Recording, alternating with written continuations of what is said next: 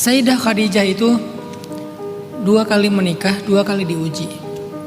Menikah pertama suaminya meninggal, menikah kedua bercerai.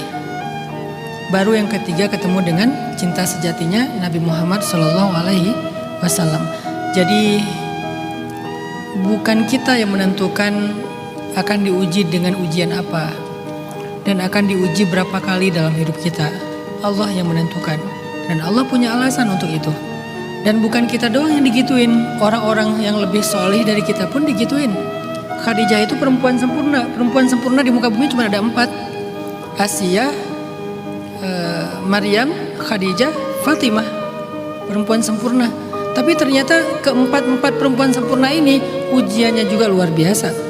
Asiyah diuji dengan suaminya yang Fir'aun itu kan, sampai meninggal di tangan suaminya. Maryam diuji dengan gak punya suami, hidup sebatang kara, jadi yatim sejak kecil, harus hamil gak punya suami, difitnah, dan seterusnya. Fatimah juga kayak gitu, diuji dengan harus jadi ibu bagi ayahnya, karena ketika ibunya meninggal Khadijah, dia yang menggantikan Khadijah bagi ayahnya, merawat ayahnya, mendukung ayahnya,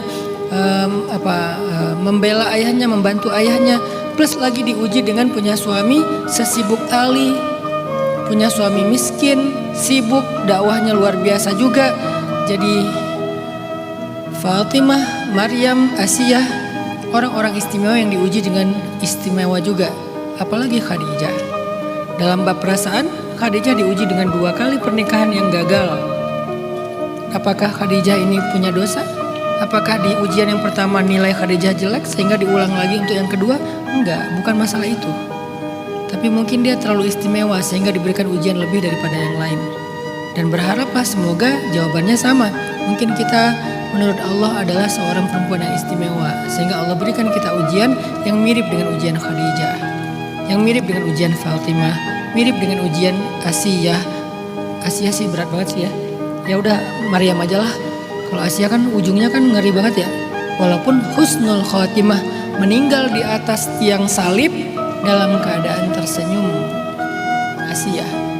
Jadi bukan tentang kayaknya aku gagal deh di ujian pertama, makanya diulang lagi di ujian kedua. Kalau gagal lagi yang ketiga, gagal lagi yang keempat. Belum tentu itu jawabannya. Belum tentu itu. Sehingga kita jadi kayak underestimate terhadap diri kita sendiri. Terus kita ngerasa gak pantas, bukan itu. Coba lihat dari sisi kasih sayang Allah. Karena ujian adalah love language-nya Allah kepada hamba. Kenapa kok love language-nya tuh ujian? Karena dengan ujian Allah tuh pengen ngangkat derajat kita. Dengan ujian Allah tuh pengen membawa kita ke sebuah gelar. Pengen ngasih kita satu gelar. Namanya gelar sabirun, orang-orang yang sabar. Dan sabar itu puncaknya iman. Dan sabar itu tidak didapatkan dengan duduk dalam majelis ilmu dengan tema sabar. Gak akan jadi sabar. Sabar itu didapatkan dengan melewati ujian. Dan di balik kesabaran ada banyak sekali janji-janji indah dari Allah Subhanahu wa taala. Mungkin Allah pengen bawa kita ke sana. Mungkin Allah pengen ngasih kita gelar sabar itu. Kayak di dunia kita kayak dikasih gelar S1, S2, S3, profesor. Dan semua itu ada challenge-nya, ada ujiannya.